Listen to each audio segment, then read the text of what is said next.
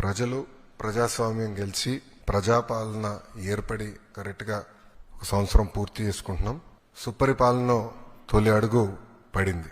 విధ్వంస పాలన నుంచి ఏకంగా వికాసం వైపు మన ప్రభుత్వం ప్రయాణం ప్రారంభించింది. కేంద్రంలో ప్రధానమంత్రి గారు, రాష్ట్రంలో గౌరవ ముఖ్యమంత్రి చంద్రబాబు నాయుడు గారి నాయకత్వంలో ఆంధ్ర రాష్ట్రంలో డబుల్ ఇంజిన్ సర్కార్ అనేది ఈ రోజు నడుస్తుంది. ఒక ఉద్యోగాల విషయంలో చూస్తే మెగా డిఎస్సి ఏర్పాటు చేసి ఏకంగా 16,347 పోస్టులు ఈ రోజు ప్రజాప్రభుత్వం భర్తీ చేస్తుంది. ఈ మెగా డిఎస్సిని ఎట్టి పరిస్థితులు ఆపాలని ప్రతిపక్ష పార్టీ సుమారుగా 24 కేసులు, ఈ రోజుతో 24వ కేసు కూడా డిస్మిస్ అయింది సుప్రీంకోర్టులో. 24 కేసులు వేశారు. అయినా అవన్నీ తట్టుకుని డిఎస్సి ప్రక్రియ మేము పూర్తి చేస్తున్నాం. గడిచిన 10 సంవత్సరంలో రాని పెట్టుబడులు ఈ సంవత్సరంలో తీసుకొస్తాం జరిగింది.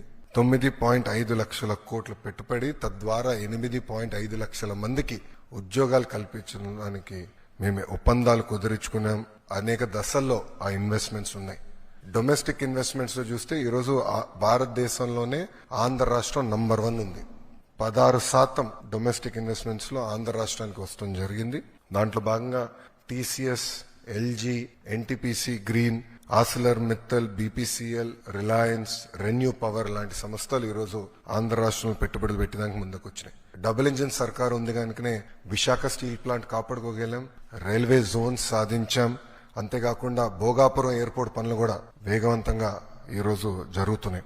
మీరు చూస్తే ప్రజాప్రభుత్వం ఏర్పడిన తర్వాత ఒక పెన్షన్లోనే భారతదేశంలో ఏ రాష్ట్రం ఇవ్వని విధంగా మేము ఇస్తున్నాం. వృద్ధులకి 1,000 రూపాయలు పెంచాం, వికలాంగులకి 3,000 రూపాయలు పెంచాం.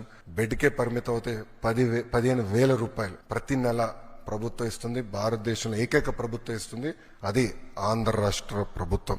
ఇంతేకాకుండా